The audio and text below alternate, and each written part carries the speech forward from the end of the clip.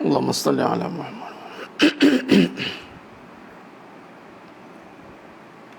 Sallallahu. Assalamualaikum warahmatullahi wabarakatuh. Bismillahirrahmanirrahim. Alhamdulillah rabbil alamin wa bihi nasta'in ala umuri dunya waddin. Asyhadu an la ilaha illallah wahdahu la syarikalah. Wa asyhadu anna Muhammadan abduhu wa rasuluh. Allahumma salli ala Muhammad wa ala ali Muhammad. Rabbi yassir wa la tu'assir bi tammin bil khair. Rabbi shrah li sadri wa yassir li amri wahlul 'uqdatam min lisani yafqahu qawli. Allahumma iftah alaina hikmataka wanshur alaina min khazaini rahmatika ya arhamar rahimin. Wallahu allazi la ilaha illa huwa alimul ghaibi wa syahadah wa rahmanir rahim. Wallahu allazi la ilaha illa hu al-malikul quddus salamul mu'minul muhaiminul azizul jabbarul mutakabbir. Subhanallahi amma yusyrikun. Wallahu al-khaliqul bari'ul musawwiru lahul asmaul husna. Yusabbihu lahu ma fis samawati wal ardi wa huwal azizul hakim. Wala haula wala quwwata illa billahil aliyil azim wala manja minallah illa ilai amma ba'du.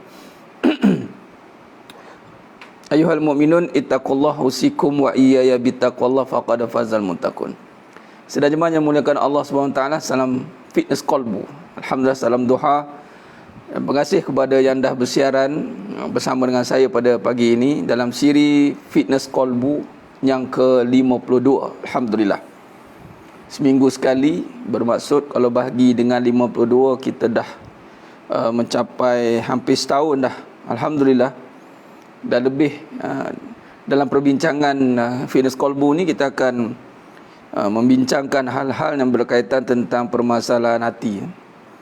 Bagaimana kita nak buat satu pendekatan, bagaimana kita nak merungkai, nak fahamkan tentang perjalanan hati dengan kehidupan ni. Perjalanan hati dengan kehidupan. Jadi alhamdulillah, sidang jemaah yang dimulakan Allah SWT, bantu sebarkan, bagi tahu sahabat-sahabat kita dengan anda tag mereka dan bagi tahu kita dah live dah pada pagi ini insya-Allah. Khair. Alhamdulillah. Terima kasih kepada semua yang baru. Selamat datang, salam perkenalan, salam ukhuwah yang terus istiqamah. Mudah-mudahan sampailah kepada Allah. Yang istiqamah mudah-mudahan sampailah kepada maksud tujuan pengajian ini adalah mesti sampai kepada Allah. Hidup ni sebuah perjalanan menuju kepada Allah. Bila kata menuju kepada Allah, mesti sampai kepada Allah. Bermaksud kalau tidak sampai kepada Allah, maka dia tidak menuju kepada Allah. Jadi hidup ni antara perjalanan menuju kepada Allah atau selain Allah, yang ini berpaling daripada Allah. Baik. Jadi bila kata menuju kepada Allah, sudah pasti umilin. Alhamdulillah, antaranya istiqomah tengok mengaji, jangan guna perkataan tak ada rezeki. Dalam pengajian kita saya dah sentuh dah. Sebut saya tak ada peluang, habis cerita. Rezeki, kaya, kuat. Ini pengajian kita ni tanpa sedar ni. Tanpa sedar kadang-kadang kita terlepas dalam kata-kata yang soal hati tu. Bila sebut rezeki tu hati mencerita, kaya hati mencerita, sebab sifat semua. Jadi katakan tak ada peluang, itu saja, tak ada masa. Sebut makhluk. Rezeki bukan makhluk. Rezeki ni adalah sifat yang bukan pada benda sebenarnya. Rezeki tu pada Allah. Huwar Razzaq, Huwar Razzaq Zul Quwwatil Matin. Orang cakap gila cakap abad Allah selalu. Biarlah gila dikaitkan dengan Allah daripada gila dunia, dikaitkan dengan benda. Baguslah kalau dikaitkan gila dengan Allah. Baguslah. Apa pun kaitan kita ni, bajet baik. Baguslah kita dikaitkan dengan kebaikan, dikaitkan dengan Allah. Dikaitkan dengan keberkatan, dikaitkan dengan kebaikan. Tak kisahlah walaupun orang sangka buruk, dia tu bajet baik. Baguslah kurang-kurang bajet ada. Dia ni gila Allah, biarlah gila. Tak apalah. Dalam yang mengatakan gila tu, tak adalah kita buat kerja yang gila. Jangan anda buat kerja gila, sudahlah. Kerja yang akal tak waras. Apa dia? Orang yang akal tak waras ni, dia mengetepikan suruhan Allah. Tu akal tak waras. Sebagaimana anda terus melaksanakan suruhan Allah, meninggalkan larangan dia, maka waraslah. Tak gila. Gila ni bila tak buat suruhan Allah. Nampak cerdik. Nampak sebab apa? Ditampilkan dengan penampilan, ditampilkan dengan kelulusan, ditampilkan dengan kebendaan, kemas orangnya, cantik rupanya, mewah penampilan dia. Tiba-tiba tak solat. Tu gila sebenarnya. Tiba-tiba buka aurat. Tiba-tiba tak nak dengar tentang Allah. Tiba-tiba cinta dunia. Kita bukan nak hukum, tapi itulah tanda dia. Biasa yang suka menghukum ni orang dunia. Orang dunia suka menghukum. Suka menghukum benda. Orang akhirat dia susah nak menghukum. Cuba tengok majlis fatwa ulama. Bukan senang-senang nak keluarkan hukum. Dia kena muzakarah. Bukan boleh seorang-seorang. Dia kan ada majlis syura, majlis fatwa. Bukannya mufti buat hukum seorang-seorang. Tak. Tapi biasa orang dunia ni, dia tengok saja dia boleh hukum seorang-seorang lah. Dia tengok je, gila. Tengok je, ustaz tak betul. Tengok je, dia tengok saja dia boleh hukum dah. Tu bahaya ni orang dunia ni. Menghukum sekadar apa yang dilihat, tetapi tidak faham apa yang tersirat. Sekadar lihat, kemudian hukum. Sebab tu tidak boleh bergantung sekadar yang dilihat. Sebab lihat ni ada dua. Ada lihat yang zahir, ada lihat yang batin. Guru saya cakap, engkau wa imma lihat jahat orang. Ya, yang dilihat itu dosa. Tapi kita tak boleh hukum dia kekal dalam dosa. Dia ni teruk dia ni, tak boleh. Ya, dia buat dosa, haram is haram. Tapi guru saya cakap apa? Kau tahu, kau nampak tak time bila dia bertaubat? Kau tahu taubat tu apa? Katanya. Dia sedar dan insaf. Dan dia bertarung untuk tidak mengulanginya lagi. Kemudian dia masih terjebak dalam kejahatan itu lagi dan dia bertaubat lagi. Kau nampak time dia buat jahat, time taubat kau nampak. Sebab tu Islam mengajar kita jangan mencari kesalahan, jangan bersangka buruk. Jangan, sebab kita tak tahu. Sebab semuanya berurusan tentang Allah. Sebab tu hidup di perjalanan menuju Allah. Balik tadi tentang rezeki tadi.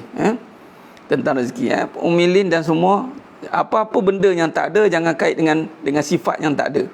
Yang tak ada itu benda. Yang tak ada itu benda. Contoh tak ada duit. Cakap dia tak ada duit. Tak ada masalah. Tak usah nak jaga air muka lah. Apa air muka? Air muka ni jaga, jangan buat benda yang Allah murka. Air muka, tolong jaga, jangan buat benda yang Allah murka. InsyaAllah. InsyaAllah. InsyaAllah Allah akan jaga kita. Jaga jangan buat benda yang Allah murka. Apa tadi? Isu bendera putih. Isu bendera putih ni khilaf. Keluar daripada perbincangan itu. Itu saja. Biarlah yang layak nak bincang. Dia sebab dia bergantung pada niat. Inna amalu biniat. Inna amalu biniat. Satu. Kedua, tengok pada syariat. Ada tak larangan mengebarkan bendera putih? Tak ada larangan. Cuma dalam konteks niat dia apa? Tengok kalau tak ada larangan bendera putih tidak dosa. Berbalik pada hukum, dosa tidak. Tengok perbahasan ulama. Cuma ada setengah itu nak jaga niat. Lebih baik jangan kibar. Jangan kibar kan. Ada beberapa mufti dah ambil pendekatan jangan kibar kan. Sebab kadang-kadang salah niat. Lebih baik jangan buat. Kalau kata niat tu terganggu, tinggalkan. Macam tu. Tapi ada juga yang betul-betul nak buat sebagai ikhtiar dia. Jadi tengok pada niat dan kepada tujuan dia lah. Yang penting bendera putih tu tidak dosa. Itu saja. Lain kalau kibarkan bendera salib, tu ya. Kibarkan lambang-lambang agama tertentu. Kibarkan contoh apa lagi? Buat macam ni ke, buat melambangkan sesuatu. Buat macam ni, buat macam ni. Kibarkan simbol-simbol tertentu yang membawa kepada benda yang mendatangkan fitnah. Baik. Cuma lagi satu, Allah nak uji kita. Bagus juga isu bendera putih ni timbul. Nak tengok siapa di kalangan kita yang cepat melatah. Dalam konsep ada golongan yang meletakkan Allah itu tempat meminta. Dia marah. Ini hati-hati. Orang beriman sepatutnya dengar saja orang suruh berdoa kepada Allah. Sepatutnya dia kena ya dan terima. Bukan kata takkan doa je. Habis dengan lapar takkan nak doa je. Saya nak cakap macam ni. Orang dah tahu dah lapar nak makan.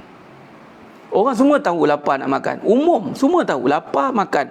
Tak ada duit, dia kalau tak ada duit kerja. Semua tahu umum. Soal siapa yang bagi makan? Itu yang kita kena tekankan. Siapa yang bagi izin dapat duit? Jangan kita duk melulu-lulu nak menangkan usaha sedangkan kita dah tak ada daya, dah kalah dah. Kita dah kalah. Kalah bukan masuk menyerah.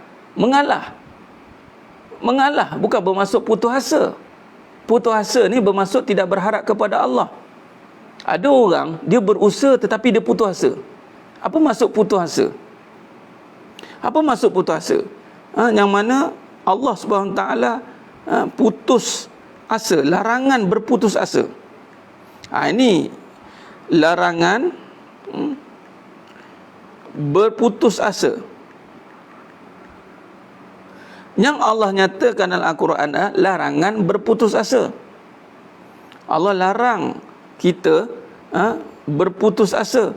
Yang ini surah Al-Hijr ayat 56. Qala wa may yaqnatu min rahmati rabbih illa dhallun. Ibrahim berkata, tidak ada orang yang berputus asa dari rahmat Rabbnya kecuali orang-orang yang sesat. Putus asa ni bermaksud bukan kata mengalah tak buat kerja. Tapi kena tanya juga, ada orang tak buat kerja sebab dia tak yakin rezeki Allah. Itu putus asa. Sebab apa datang buat kerja? Lah aku buat susah juga. Lain. Sebab tu saya katakan tajuk kita pagi ni. Tuan-tuan, Allahumma salli ala Muhammad wa ala ali Muhammad. Lain okey ke? Saya nampak macam ada terputus sikit.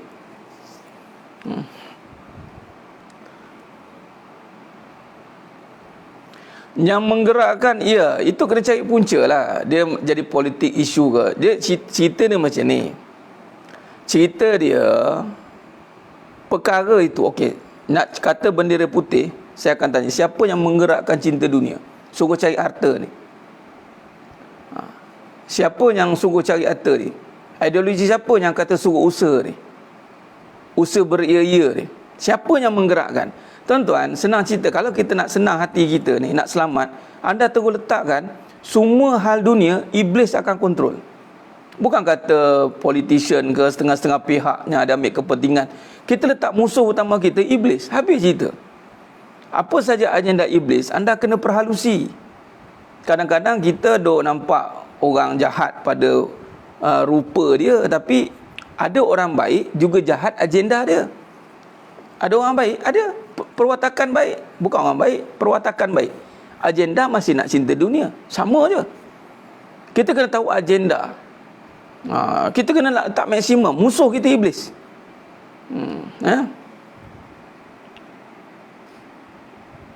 Bersangka baik dengan satu perkara, betul tak ni? Salah faham tu sangka baik tu. Salah faham sangka baik tu. Nampak? Allahumma salli ala Muhammad wa ala ali Muhammad.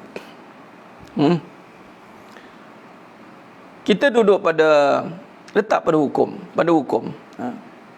lain okey lah, okey. Mana okey, log in, log out, log in balik.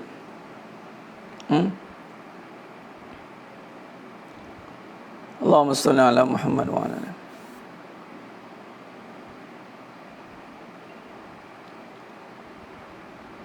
Khair. Sedang jemaah yang muliakan Allah SWT, iblis musuh kita. Itu musuh utama. Dunia penghalang kita. Letak dua ni selesai. Dua ni, dunia, iblis. Nafsu tunggangan kita. Kita kena tunggang kita. Ha?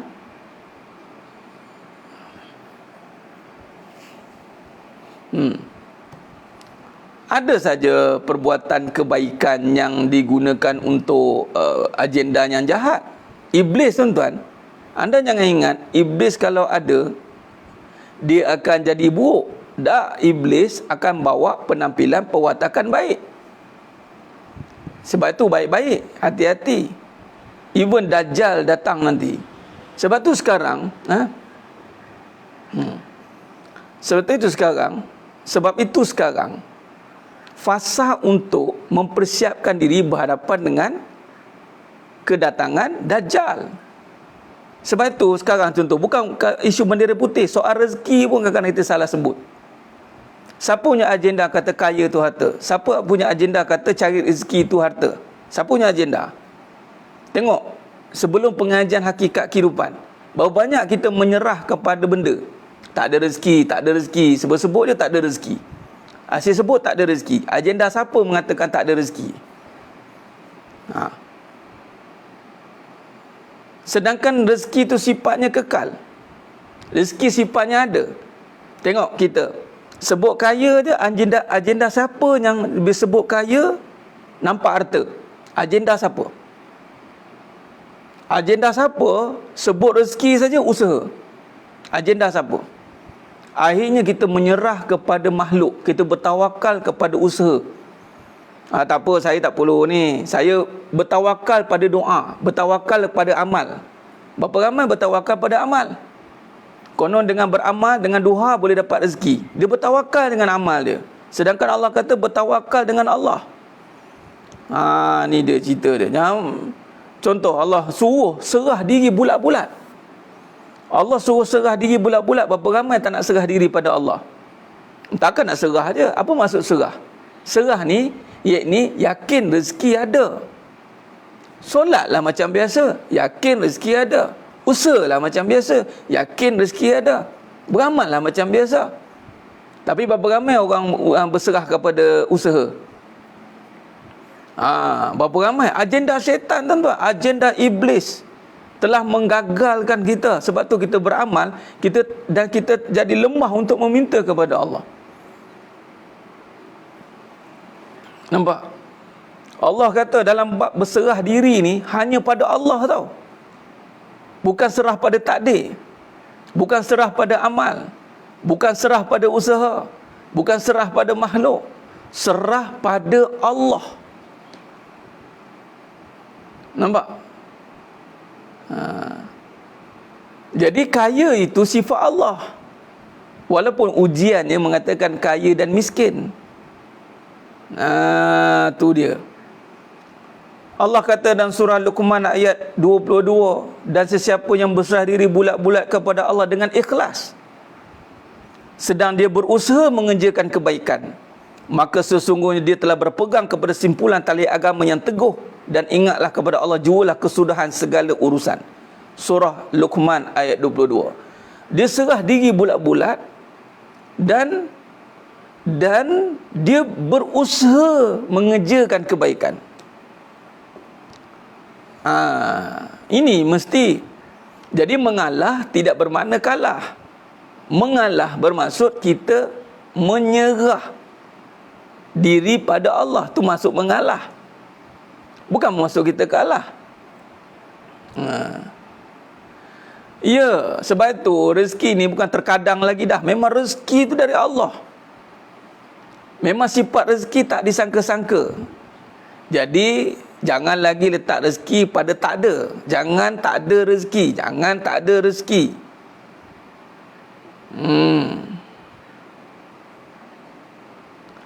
Betul, duit tu nampak, rezeki usaha tu nampak. Rezeki tu gaib. Sebab tu sifat rezeki itu tersembunyi. wa may yattaqillaha yaj'al lahu makhraja wa yarzuquhu min haitsu la yahtasib. Selagi mana anda boleh menjangka-jangkakan, lagi tu bukan dinamakan konsep pertolongan. Pertolongan ini memang benda yang tak dijangkakan. Sebab apa Allah buat benda yang tak dijangkakan? Supaya kita ni sentiasa berharap dan menyerah kepada Allah. Kita usaha, saya nak bagi tahu, angkat bendera putih ke, bendera kuning ke, bendera kelabu asap ke, angkat tangan ke, saya nak bagi tahu, berdoa. Jadi ke? Anda berdoa tu, berapa kali anda berdoa jadi? Bagi tahu. Kalaulah kata bendera itu tanda usaha, berdoa bukan usaha. Usaha kan? Okey. Bila bendera tu tiba-tiba angkat tu dapat, ambil masa juga. Tiba-tiba orang nak hantar tu sesat ke, tiba-tiba dia datang orang hantar sesak nafas ke. Sebab itu ikhtiar ini senang cerita. Tanggalkan ikhtiar, tanggalkan kuasa pada ikhtiar. Bendera putih tak ada kuasa, ni angkat tangan pun tak ada kuasa, doa pun tak ada kuasa sebenarnya. Tak ada kuasa sebab ada yang berdoa penuh dengan dosa. Apa dia? Yang haram-haram. Kuasa pada Allah. Kuasa hanya pada Allah, tuan-tuan. Apa maksud rezeki, Ustaz? Rezeki itu nama Allah, Razzaq. Ni Tuan Hamzah ulang balik pengajian ni, saya ulang baliklah. Bila rezeki, kaya, sifat, sayang letak pada perbahasan tentang Allah. Rezeki itu ada, rezeki itu tidak habis, rezeki itu kekal, rezeki itu tidak berbentuk, rezeki itu tidak bertempat. Tu nak tanya tentang makna rezeki. Rezeki itu luas, rezeki itu sentiasa cukup, mencukupi. Rezeki itu bermaksud memberi, rezeki itu bermaksud taat, rezeki itu bermaksud tenang. Jangan lihat benda. Sebab ini perjalanan menuju Allah, perjalanan menuju Allah. Bila sebut tentang rezeki, cerita tentang Allah. Bila sebut tentang kaya, cerita tentang Allah. Sebab sebut sifat. Kalau sebut tentang harta, ceritalah cerita tentang harta. Kok pandailah nak cerita apa. Nak cerita apa, banyak, sikit, habis, usaha, cerita. Tapi bab kaya, Allah. Nak kaya dengan apa? Allah. Nak rezeki dengan apa? Allah. Kalau orang boleh sebut nama kita, nak dapat projek dengan siapa? Dengan dia lah, dia yang bagi projek. Boleh pula kita terima. Bila sebut, bila nak dapat kerja dengan siapa? Dengan dia lah, dia yang bagi job. Boleh pula kita terima. Kita nampak company itu milik dia. Ini secara asbab, makam asbab. Kita nampak projek ni dikeluarkan oleh kementerian tertentu. Kita nampak klien tertentu. Okey. Kenapa bila sebut tentang sifat, kita masih terkial-kial nak kembalikan kepada Allah? Kenapa masih ada berbelah bagi? Kadang-kadang sebut kaya pun masih tersasul-sasul. Dah terbiasa sangat. Orang kaya, orang kaya, orang kaya. Terbiasa sangat. Sepatutnya orang yang Allah kayakan. Orang yang Allah kayakan. Ataupun orang yang diberikan kekayaan. Bukan orang kaya. Salah. Betul. Kalau mengaji ni cakap salah ke tak ada rezeki, salah. Walaupun orang tafsirkan tak, saya nak sebut rezeki itu sebenarnya duit yang tak ada. Apa masalah kalau sebut tak ada duit? Apa masalah sebut tak ada duit? Okey, sekarang ni contoh, ni nak mengajar minta pertolongan yang bising-bising tu kadang-kadang. Boleh tak kalau orang datang minta tolong, orang kata jangan minta doa kat Allah, minta doa, minta kat orang. Okey, nanti orang cakap, apa yang tak ada? Saya tak ada rezeki lah kat rumah. Awak nak apa? Saya nak rezeki. Ni, saya nak tolong ni. Iya, saya nak rezeki. Yang tak ada apa kat rumah? Tak ada rezeki. Pergilah cakap dekat adun ke, dekat siapa-siapa ke, yang mana yang sibuk kata jangan doa-doa tu, pergi. Pandai pula kata-kata tak ada beras, tak ada makan. Pandai pula kita nak berfikir tu. Pergi kereta rosak tepi jalan, orang datang, kenapa rosak ni? Tak ada rezeki lah, kereta ni rosak. Kenapa rosak? Apa yang rosak?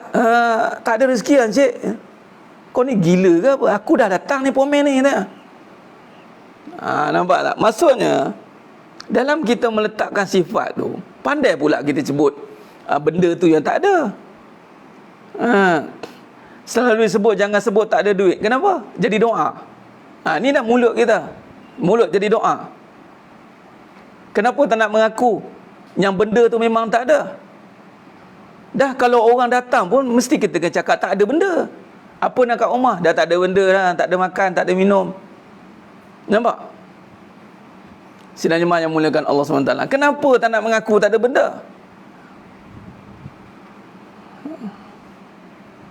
Mana boleh kata-kata tu doa? Dalam doa ada kata-kata. Malah memang kita kena nafi isbat. Kita kena nafikan kuasa pada benda. Malah kena nafikan benda pun tak ada duit. Tak ada dunia, sebab tu takut cakap tak ada duit. Takut dunia, betul Tuan Aswad. Takut hilang dunia. Malu. Tu dia. Itu datang konsep menipu. Tapi kalau minta, pandai pula tak ada duit. Pinjam kat bank. Pinjam kat bank. Lepas tu, mengaibkan suami tak kalau kita sebut suami tak ada duit? Nak sebut kat siapa? Nak sebut kat siapa tak ada tu? Dah kalau dulu sebut malu, nak sebut tak ada duit tu aib. Dah tu, dah ditanya lagi kenapa? Kenapa orang tak sebut malu sebut tak ada duit? Aib kan? Memanglah aib. Tapi kalau orang dah minta tolong, nak minta tolong, cakaplah tak ada duit tu maksud saya. Jangan duk canang-canang dah suami tak ada duit, nak buat macam mana? Saya bagi tahu, mengalah dengan menyebut tak ada benda tak bermaksud kalah. Itu bermaksud bagi tahu kepada pihak tertentu, bukan canang kepada semua orang. Bagi tahu kepada yang perlu. Dia ni memang nak bagi duit. Bagi tahu tak ada duit. Jangan kok cerita diri suami saya tak ada duit. Ni semua orang nak cerita tak ada duit. Cerita dekat orang yang betul-betul nak bagi duit lah. Itu maksud dia. Pinjam kat bank, bagi tahulah tak ada rezeki. Ni nak pinjam apa ni? Saya nak pinjam rezeki. Betul tu Tuan Aswad. Lepas ni tuan-tuan jangan malu sebut tak ada duit. Jangan malu. Tapi janganlah malukan orang yang tak ada duit. Ni suami saya ni tak ada duit, semua benda saya bayar. Janganlah pula. Jangan malukan. Kalau itu tidak jadi satu kesalahan, isterinya ada duit, bayar je lah. Masalah jadi satu kesalahan, semua kita nak bayar. Itu jadi isu tu. Sebab tu terbalik. Malu tak ada dunia, tapi tak malu tak ada pahala. Terpengaruh kita. Malu. Kita malu jadi miskin daripada malu jadi orang berharta tapi bermaksiat kepada Allah. Kita tak malu dengan macam tu. Malah kita sanjung orang macam tu. Kita rasa macam tak apalah, bahagian masing-masing. Tapi orang miskin yang taat kepada Allah, yang jaga suruhan Allah, kita suka terus nampak macam tak ada masa depan. Orang yang berharta, banyak harta dia, maksiat kepada Allah, kita anggap dia okey. Sebab apa? Hidup mewah, selesa. Nampak? Tuan-tuan, itu maksud mengalah, menyerah rezeki pada Allah. Ya Allah, aku tak ada rezeki pada aku, memang tak ada rezeki, rezeki ada pada Engkau. Serahkan diri pada Allah. Serahkan diri pada Allah. Ya Allah, macam contoh mengaku, ya Allah, aku tak ada rezeki, ya Allah, rezeki ada pada Engkau. Tu betul. Tuan-tuan, sebab itu dunia ni punca kepada segala kejahatan. Ra'sul khati'ah, kata Imam Hasan Basri. Dan kita malu, kita rasa bangga dengan dunia. Malah bangga kita ambil sifat Allah letak pada dunia. Kita buat pengakuan. Orang kerja bank boleh tentu ada duit. Tak apalah, dia kerja dekat bank, bukan kerja duit tu dia punya. Tuan-tuan, kita kena perbetulkan ni. Menyerah kepada Allah. Menyerah soal rezeki kepada Allah. Tawakal, berserah. Yakin rezeki ada. Mengaji bab rezeki. Mengaji bab akidah. Kemudian serahkan soal rezeki kepada Allah. Kemudian jangan malu bagi tahu benda tak ada. Mengalah. It's okay. Dah memang tak ada. Kalau saya kata tak ada, memang tak ada. Nak macam mana memang tak ada. Sebab cakap tak ada duit, ada rezeki. Tapi bila sebut tak ada duit, ada rezeki, tuan-tuan, ada duit. Allahu Akbar. Tuan-tuan, sedang jemaah yang mulakan Allah Ta'ala, sebut sejuta kali pun tak apa, tak ada duit. Tak ada duit, tak ada duit, tak ada duit, tak ada duit, tak ada duit, tak ada duit, tak ada duit. Dah geram sangat tak ada duit ni. Tentu PKPD ni, duduk sebut tak ada duit, tak ada duit, tak ada duit, tak ada duit, tak ada duit. Apa kamu wirid tu? Ini wirid menguatkan hati. Tak ada duit, tak ada duit, tak ada duit, tak ada duit, tak ada duit. Illallah, ada rezeki. Ada rezeki, ada rezeki, ada rezeki, ada rezeki, ada rezeki, ada rezeki, ada rezeki, ada rezeki, ada rezeki, ada rezeki, tak ada duit. Betul. Ada duit, ada duit main sini bagi. Itu saja. Tak ada duit, ada rezeki. Malah hebatnya orang, sesiapa yang Allah pilih, di saat Allah adakan dia duit, dia menafikan ada pada benda, dia menyatakan ada pada Allah. Bermaksud hakikat dia melihat duit tu tak ada. Masya Allah. Sebab yang dilihat di sebalik duit itu pahala. Masya Allah, Masya Allah.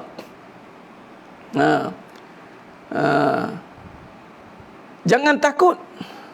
Jangan takut sebut tak ada. Jangan takut mengalah. Tak ada income, it's okay. Tak ada sale, it's okay. Sale tak ada, tak ada. Tapi rezeki ada. Ini kalau tak ada sale, muka mencuka. Apa? Tak ada sale. Rezeki pun tak ada. Sebab apa kita sakit hati? Sebab apa kita sakit hati bila tak ada dunia? Sebab kita bukan menafikan dunia tu, kita menafikan rezeki Allah sebenarnya. Sebab tu hati kita sakit. Contoh suami ada depan mata tu orang dah jadi macam tunggul kayu dia duduk. Tapi kita bukan nafikan tak ada suami tau. Kita nafikan tak ada kasih sayang. Yang suami pula, isteri ada, kerana bukan seorang, 2, 3, 4. Dah ada 4 isteri pun dinafikan macam tak ada isteri. Memanglah duk berat dekat isteri pertama, isteri kedua tu kuntang-kanting. Tapi sebenarnya dia menafikan kasih sayang. Isteri pertama tak sayang, isteri kedua sayang, isteri ketiga tak sayang, isteri keempat sayang. Nampak? Dia menafikan. Tuan-tuan, sedang jemaah yang mulakan Allah SWT. Di saat kita menafikan sifat, kita menafikan kenyataan yang sebenar ada, di saat itulah hati kita terhimpit sakit. Sakit, tuan. Suami ada depan mata, yang tak ada kasih sayang. Itu yang kita sebut tak ada kasih sayang tu. Sebab kita nampak kasih sayang ada pada suami.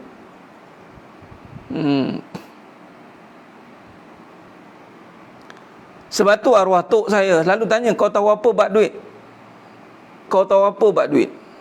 Yang orang-orang yang banyak duit tanya, tahu apa bab duit? Sekarang apa yang kita tahu tentang duit? 30 tahun berniaga, habis, duit habis. Tak boleh nak manage dah. Padahal berniaga hebat. Tak boleh nak kontrol lah. Why? Sebab duit mungkin ada di tangan manusia, tapi rezeki berada di sisi Allah. Yang mendatangkan manusia untuk datang kepada servis kita, Allah. Allah menggerakkan. Allah menggerakkan orang itu untuk datang kepada kita. Tapi kita tak nampak yang menggerakkan itu Allah. Kita nampak yang menggerakkan itu usaha. Sebab aku panggil lah orang datang ni, sebab aku buat marketing, bayar mahal-mahal ni orang datang ni. Kalau tak buat, macam mana orang nak tahu? Memang dari satu sudut kita nampak usaha kita. Tapi bagi orang yang beriman, kita jangan mengisbatkan usaha itulah kuasa. Tuan-tuan, sedang jemaah yang mulakan Allah SWT, sebelum PKP Allah jadi COVID, semua meletup. Semua orang nak interview orang yang berniaga maju kan. Semua kita menjadikan ikon kepada kehebatan. Sekarang ni saya nak tanya, orang yang sama, minta maaf cakap, saya cakap terang ni, baik ni kita kelas kebenaran ni, saya tak ada nak simpan-simpan. Saya nak tanya, panggil orang yang sale banyak-banyak tu, bagi semangat sikit cerita. Bukankah mereka yang sekarang banyak bercerita tentang we have to, patutnya kami dah nak mati, kami kena struggle. Yang mana dulu sebelum isu pandemik dan COVID, kita duk sanjung, hebatnya dia berniaga ni, kagum kita dengan mereka berniaga. Berniaga pula pun tak faham apa maksud berniaga. Kita ingat berniaga tu duit je. Yang kecil-kecil ni rasa macam langsung tak ada value.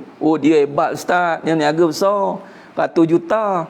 Sekarang ni panggil balik yang berniaga besar-besar, bagi speech, nak tengok.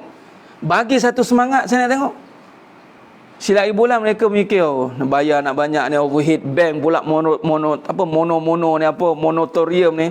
Dah ada isu lah apalah katanya. Oh, pening. Daripada hutang 100,000 berganda lagi depan bising. Dulu kita panggil mereka, bagi talk, bagi speech.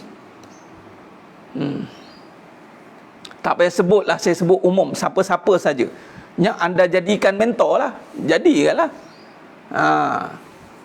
Sekarang ni saya nak bagi tahu. Sebab tu saya bagi tahu, mengalah itu bukan bermaksud kalah. Menyerah hanya kepada Allah. Mengalah tidak bermaksud kalah. Menyerah hanya kepada Allah. Pegang ayat ni tuan-tuan. Apa maksud menyerah? Jangan sesekali menyerah yang hak Allah kepada selain Allah. Jangan sesekali menyerah sayang pada suami. Jangan sesekali menyerah rezeki pada usaha. Jangan sesekali menyerah kuat pada ubat. Jangan sesekali menyerah sembuh pada KKM. Jangan sesekali menyerah keselamatan pada MKN. Habis tu, itu semua nama sifat. Allahumma antas salam. Ni saya sebut ni ada rujukan. Jangan ambil kata, oh ustaz ni bercanggah ni. KKM tu kesihatan, saya sebut kesembuhan. Sembuh bukan pada KKM. MKN mengurus keselamatan, tapi keselamatan itu bukan milik MKN. Salam tu sejahtera. Allahumma antas salam wa minkas salam wa ilaika ya'udus salam fa inna rabbana bis salam wa adkhilnal jannata darus salam.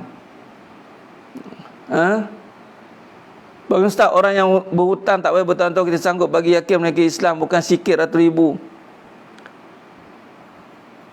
Tak faham apa tadi soalan? Bagaimana ustaz, orang yang berhutang tak payah bertahun-tahun kita sanggup bagi yakin mereka Islam, bukan sikit ratus ribu. Duit-duit lu bila nak bayar macam-macam alasan. Dia hutang sebab apa? Tu je lah. Dia hutang pun sebab dunia kan, sebab benda kan. Dah berhadapan dengan orang macam tu. Bukan berhutang ataupun sebab urusan agama. Biasanya orang berhutang ni urusan benda. Dah, kalau benda ni memang benda dengan benda dua-dua lah. Depa dulu macam ni ustaz, macam tu lah. Sekarang ni susah, sekarang senang. Sekarang ni susah. Okey, sekarang ni macam ni nak senang. Jadi sedang jemaah yang mulakan Allah SWT, jangan sampai usaha mengambil alih hak Allah. Itu je. Jangan sampai usaha mengambil alih hak Allah. Setiap yang berlaku itu ada yang tersurat dan tersiratnya. Betul. Buat voucher bayar-bayar, consultation pun berbayar kadang-kadang. Mana yang stres contoh kan. Yang stres-stres tu nak kena jumpa, bukan saya nak kata apa, kena bayar pakar-pakar. Ingat, jumpa free ke? Elio je ke? Macam ni anda nak, kalau ustaz-ustaz pun bayar, itu kok anda lah nak bayar tak bayar. Bukan kena tak receipt ke kena bayar, nak dengar saya cakap kena bayar. Allah bayar saya. Itu saja. Ini free. Hari-hari cerita. Siap menafikan pula. Ustaz bertahu. Dia lebih percaya kepada rupa, perwatakan. Itulah dia. Jadi sedang jemaah mulakan Allah SWT. Sebelum cerita bab zikir hasanah dan derajat, kita pergi pada zikir yang wajib dan sunat. Zikir yang wajib dan sunat. Nampak? Arwah Ustaz Safwan Nayan, ni guru dan sahabat kepada ayahanda saya juga. Tuan Guru Saha, Ustaz Soha, semua guru besar, hebat. Dulu ada cerita tentang golongan-golongan yang bertarikat tetapi sesat. Tarikat tak semua sesat. Ini perjalanan amal. Mereka kata apa? Zikir saja dah tak payah usaha. Kalau macam tu, zikir saja tanpa usaha, dan dia tak payah solat, tak payah apa, dia kata dah cukup 1000 kali, 1,000,000 kali, bermaksud gagal lah dalam konteks suruhan Allah tu. Allah suruh melakukan. Dia ada amanu wa amilus solihat, beriman dan beramal. Mana dikatakan amal pada perbuatan yang perlu dizahirkan? Hati-hati. Sebab tu zikir yang wajib itu zikir mengingat Allah, lalu meninggalkan meninggalkan larangannya, melakukan suruhannya, itu yang wajib. Kalau anda buat zikir sejuta kali, zikir untuk mengangkat darjat, tetapi pada yang sama anda meninggalkan taat, maka tak terangkat darjat. Darjat terangkat di saat anda zikir dan taat kepada Allah. Zikir yang wajib, zikir yang sunat. Zikir yang sunat termasuk dengan sebut yang tidak wajib sebut. Subhanallah wa bihamdi, subhanallahil azim. Dan zikir yang sunat membawa pada hasanah. Semua yang baik, semua zikir yang sunat dan wajib anda buat, dan anda akan jadi dapat hasanahnya. Dan zikir yang buat secara berantai, yang ini ada rutin, itu dipanggil wirid. Solat itu zikir, baca Quran itu zikir, khidmat kepada mak ayah itu zikir, khidmat kepada suami itu zikir. Nampak? Maknanya ada ibadat, seluruh ibadat itu zikir. Zikir itu ingat dan buat, dua-dua sekali. Ingat dan buat. Ada makam zikir darajat, tetapi meninggalkan taat, meninggalkan suami, meninggalkan isteri, meninggalkan anak-anak dengan keadaan tidak terbimbing dan terdidik, pahaman isteri masih sesat, pahaman isteri masih lagi dengan pahaman cinta dunia, maka zikir darjat kita tidak akan terangkat. Memang ada makam zikir darjat. Nampak? Itu kena ambil warid lah daripada guru-guru muktabar. Tapi dalam keadaan anda tumpu pada zikir darjat, yang mana makamnya sunat, bukan wajib, tiba-tiba anda meninggalkan yang wajib, maka darjat itu tidak membawa pada darjat. Darjat itu akan pergi pada maksiat. Zikir darjat ini menggabungkan sunat dan wajib, gabung sekali. Maka anda kekalkan zikir sunat dan wajib secara istiqomah. Ini menjadi rutin harian. Apa sunat? Sunat lain tak berapa, okey, terhalang sekejap kita punya live ni tadi. Allahumma salli. Baik. Zikir gabungan darjat, anda akan diangkat maqamat darjat, kedudukan itu. Qulillahumma malikal mulki tu'til mulka man tasya' wa tanzi'ul mulka mimman tasya' wa tu'izzu man tasya' wa tuzillu man tasya' biyadikal khair innaka 'ala kulli syai'in qadir. Anda buat yang wajib, anda lengkapkan yang sunat, anda kekalkan yang wajib dan sunat itu. Bukan yang banyak, tetapi istiqamah. Dalam solat dah ada zikir wajib, ada zikir sunat. Dalam solat dah komplit dah semua benda zikir itu. Contoh baca subhanallah wa bihamdi, subhanallahil azim, subhanallah rabbiyal azim wa bihamdi, itu zikir. Nampak? Rabbighfirli, itu doa. Duduk antara dua sujud, lepas solat bagi salam, zikir 33 kali. Nampak? Memang pada zikir yang warid, yang maksur, memang yang ditetapkan oleh Nabi jarang menetapkan pada bilangan, terutama hanya pada contoh. Subhanallah walhamdulillah, tu subhanallah 33, alhamdulillah 33, Allah Akbar 33, kemudian sekali 100. Kebanyakan tu bukan bermaksud mesti. Dia tak ada, selagi mana tak ada halangan. Nabi tak pernah halang nak zikir berapa kali, nak selawat berapa kali. Mudah dia. Selagi tiada halangan yang Nabi kata tak boleh, maka tidak menjadi kesalahan. Itu saja. Isu menambah-nambah amalan ini adalah menambah-nambah kepada isu pegangan. Itu yang pertama. Menambah-nambah amalan yang membawa kepada pegangan. Contoh, menambah-nambah cara doa yang terikut pada maksur Nabi ajar, menambah-nambah cara usaha sehingga konon-konon dengan cara begini dapat rezeki lebih. Ini yang mengganggu akidah. Sebenarnya penambahan berlaku kerana berlakunya sehingga mengganggu usul, mengganggu akidah. Buat-buat amalan tertentu untuk tambah kasih sayang, beramal banyak kali supaya suami sayang. Hati-hati. Hati-hati. Itu semua mengganggu akidah, tuan-tuan. Kalau anda nak beramal, beramal saja. Akidah mesti kena mantap, kena jelas. Ada orang kadang-kadang bagi baca Rahman Rahim, baca banyak kali supaya suami tak lari. Ni mbak. Ini yang benda-benda yang menjadi bid'ah ni. Bukan kata bid'ah hasanah, bid'ah dolalah dah. Dia tak ada ketetapan pun Julena. Jadi ketetapan-ketetapan itu mungkin ada perbahasan-perbahasan yang mungkin saya pun terlepas pandang kitab-kitab yang muktabar dan maksur. Dia kena secara khafah, kata menyeluruh. Yang penting zikir yang wajib mesti jaga. Yang ni apa? Suruhan Allah, larangan Allah. Contoh, anda berzikir tapi aurat masih terdedah, hati-hati. Anda nak mengenal Allah dengan jalan tarik tertentu, tapi yang wajib ni, aurat masih berat nak jaga, hati-hati. Tapi yang dah jaga aurat bukan maksud dah lepas, itu basic. Solat susah nak awal waktu, susah nak seronok awal waktu, hati-hati. Jadi contoh dengan suami, dengan cinta dunia, ini saya bagi benda-benda hardcore. Jadi sidang jemaah yang muliakan Allah Subhanahu Wa Taala, bab cinta dunia langsung tidak boleh ada dalam hati. Kalau masih nak bermewah-mewah, nakkan perhatian, nak diperhatikan, tak boleh. Masih lagi mencari kepada kedudukan pun tak boleh. Aurat masih tidak dijaga sempurna. Solat masih lihat. Kemudian jangan mimpikan cerita tentang nak pergi pada penyucian. Jangan cerita nak kata nak menuju kepada Allah. Sebanyak asas-asas yang besar-besar tu. Tak ada masalah, boleh Yong Masrita. Tak ada masalah. Baik. Jadi sedang jemaah yang muliakan Allah Subhanahu Wa Taala. Jadi maksudnya meletakkan kembali keutamaan kepada suruhan Allah, meninggalkan larangannya. Larangan syirik itu keutamaan, jangan buat.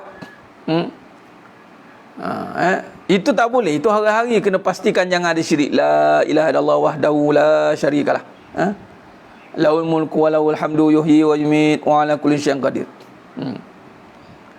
Ustaz, zaman fitnah ni betul. Itulah Puan Masura, itulah zaman fitnah. Fitnah ni kita tak boleh menyatakan yang salah tu salah.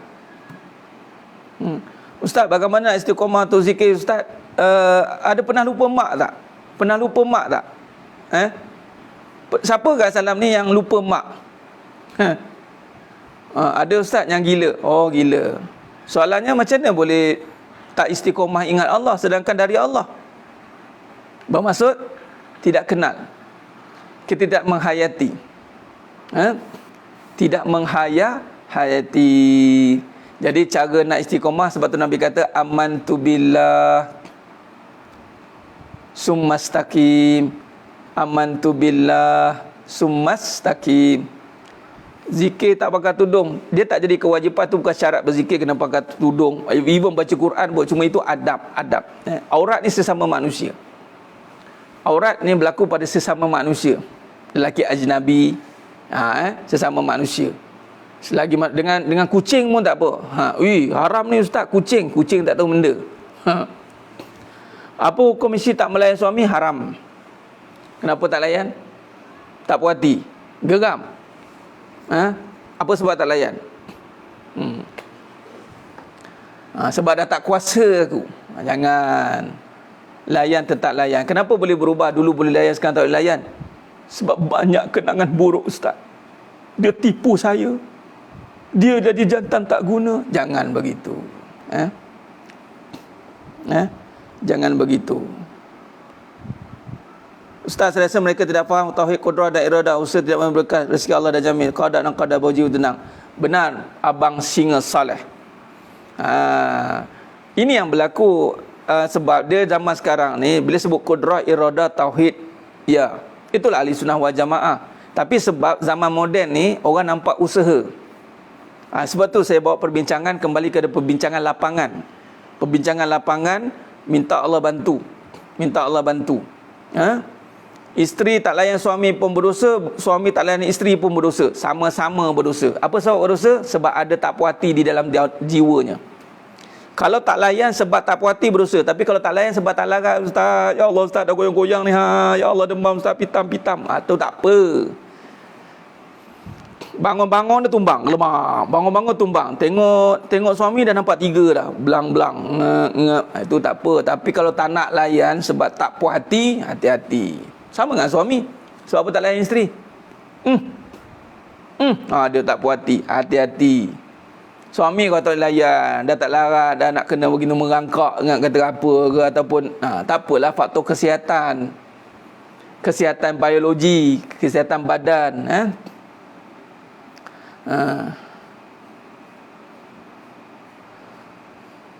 tak ada masalah, tak ada kesalahan. Yang sunat, yang jadi salah kalau buat benda yang wajib, buat benda tak buat. Ya, siapa yang kata bacaan tadi tu tak ada masalah.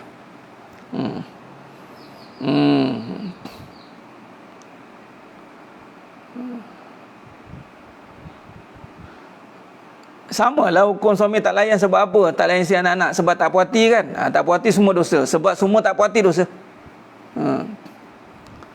Ustaz, kenapa saya selalu berzikir tapi melata mencarut, zikir lagi? Zikir dengan hati. Bersihkan lagi. Nafikan dunia, nafikan dunia. Nafikan dunia, nafikan dunia. Mungkin sebut di mulut tapi tidak di hati. Usaha lagi insya-Allah, boleh. Tak lancar baca Quran tapi baca masuk boleh ke? Even tak lancar baca Quran, nak baca Quran pun boleh. Nabi kata 2 pahala. Orang yang tak lancar baca Quran dan dia nak baca Quran, 2 pahala. Pertama, pahala nak baca. Kemudian dia dapat pahala membaca. Dua-dua. Pahala dia bersusah nak baca juga, tak apa. Buat-buat pengsan, panggil ambulan. Habis cerita. Buat-buat pengsan, panggil ambulan. Masuk pusat kuarantin. Ya, Cikgu Amir. Ya, saya pun dah nak berundur juga, insya-Allah. Tu dia.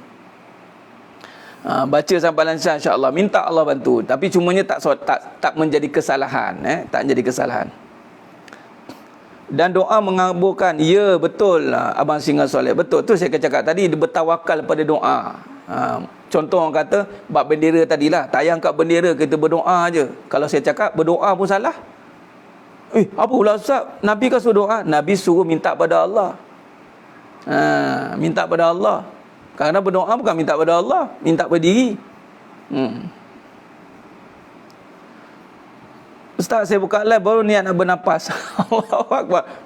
Ni tamsil yang betul. Nampak tamsil Tuan Ilyas. Ada pernah lupa bernapas?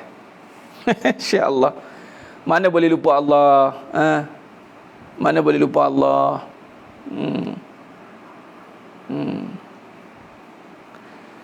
Tak boleh lupa Allah. Wala manja minallah illa ilaih.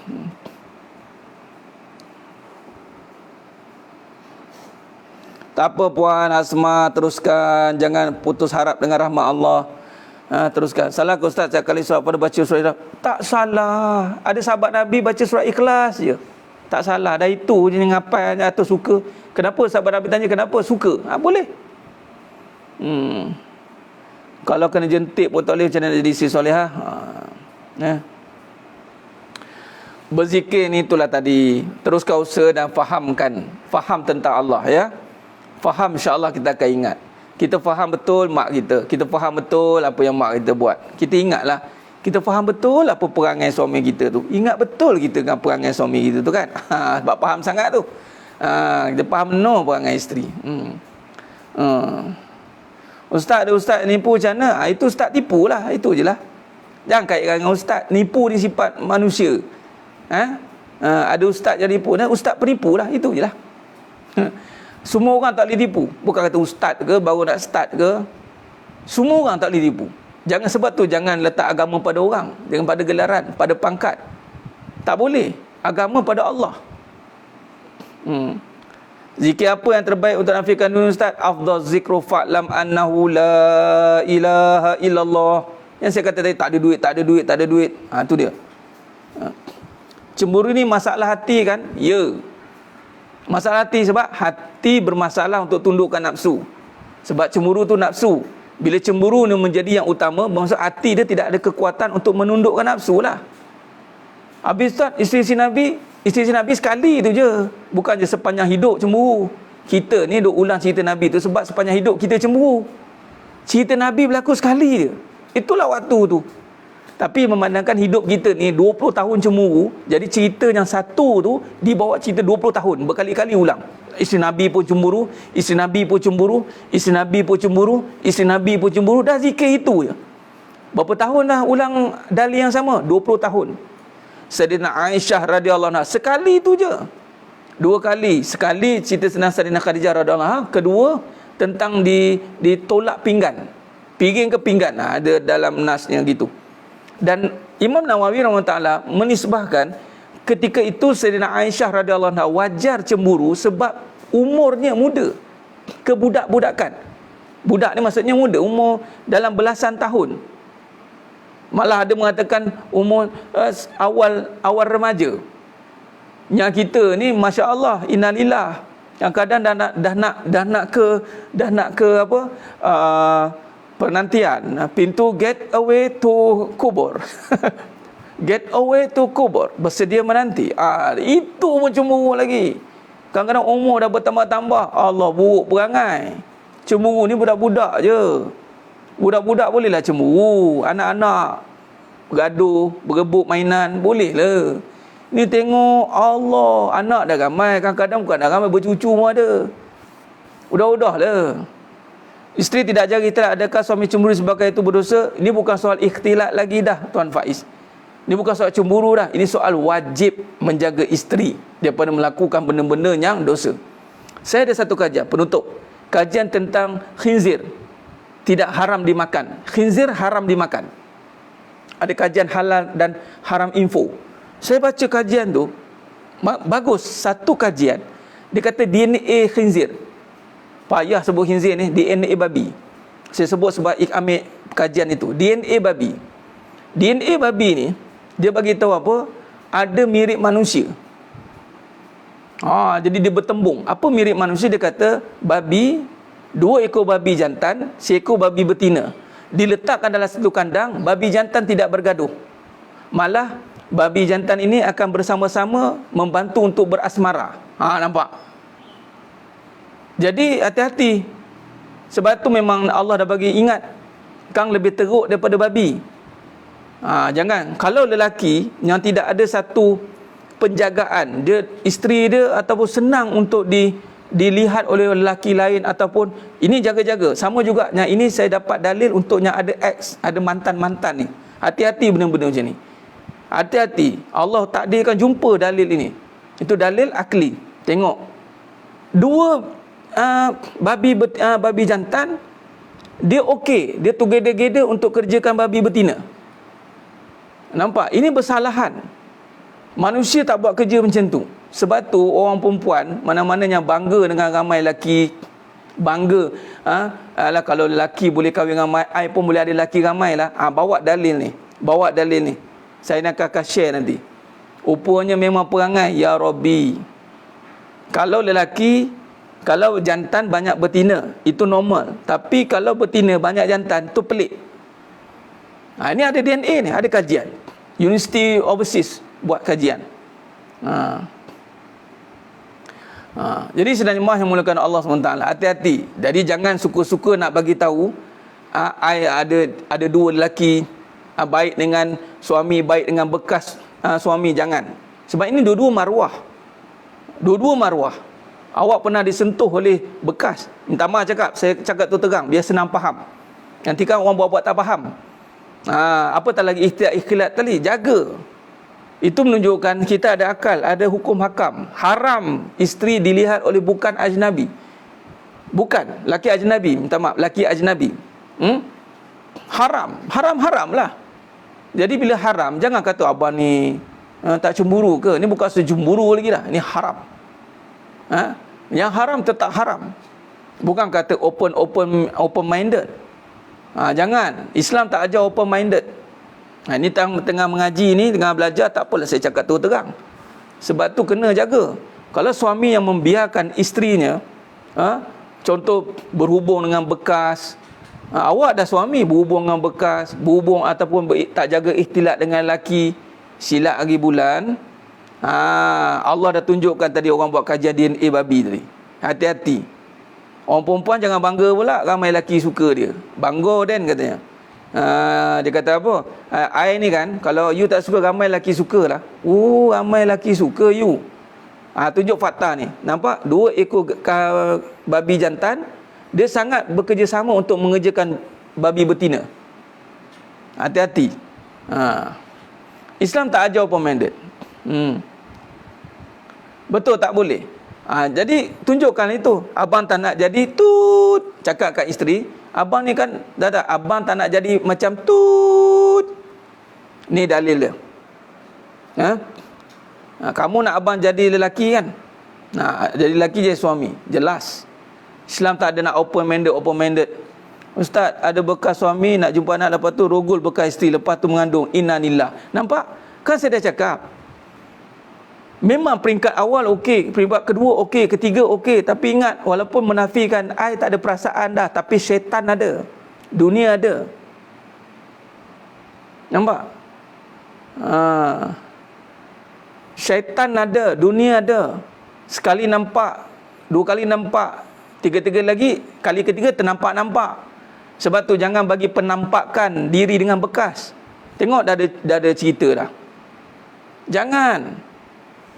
Penampakan ni, anda dah pernah, minta maaf, pernah bersama dulu. Sebab tu jangan menampakkan diri dengan bekas-bekas. Jangan. Akhir nanti, konon open minded. Islam tak ada open minded. Islam mindednya sangat dijaga oleh hukum hakam. No open minded. No open minded. Jadi senang jemaah yang memuliakan Allah SWT. Khair, insyaAllah kesimpulan kita pada pagi yang penuh barakah ni, berbalik pada perbincangan menyerah hanya kepada Allah. Menyerah hanya kepada Allah. Apa yang kita nak serahkan? Okey, betul. Jangan buat satu hukuman secara judgement tu salah. Perempuan zaman sekarang salah. Sebilangan perempuan, segelintir perempuan. Bukan terus perempuan zaman sekarang ni, itu salah. Lelaki zaman sekarang ni, jangan cakap gitu. Segelintir lelaki, sebilangan lelaki, ataupun kebanyakan lelaki. Tu boleh. Jangan lelaki zaman sekarang. Jangan macam tu. Islam tak ajar generalism. Pukul rata pukal tak boleh. Dan Islam tak mengajar dosa kita judge dengan orang. Macam contoh, kita buat dosa, kita duk sangka ke orang. Kalau aku boleh buat dosa, takkan dia tak boleh buat. Jangan. Tahap iman kita rendah. Jangan ukur rendah iman kita dengan orang. Kita dah iman rendah, jangan rendahkan iman orang. Itu panggil sombong, meremehkan orang.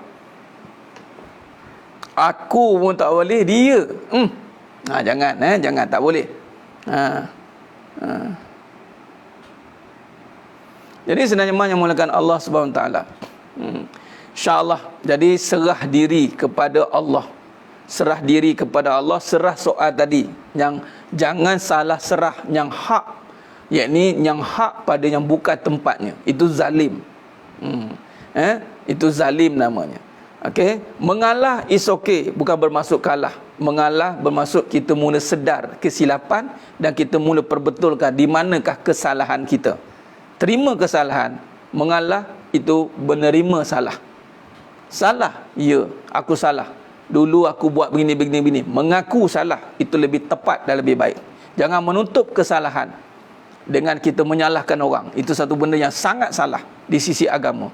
InsyaAllah kita jumpa pada malam ni, penyambungan daripada perbincangan mengurus akal. InsyaAllah masih membincangkan sangkaan yang membinasakan.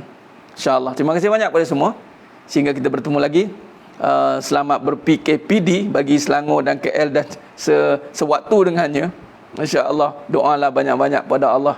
Dengan Allah, mudah-mudahan musibat yang melanda ini Allah angkat semuanya, insyaAllah. Khair. Perempuan, isteri, semua anak-anak jaga diri baik-baik.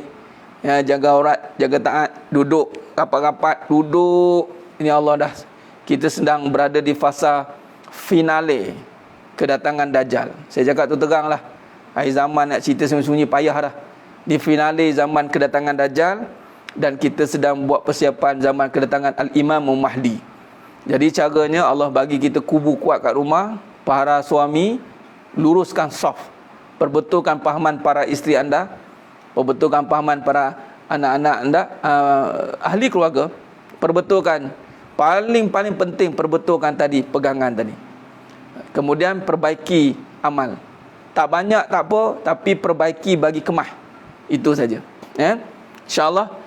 Khair. Aku qouli hadza wa astaghfirullahalazim li wa lakum. Apa tadi tu?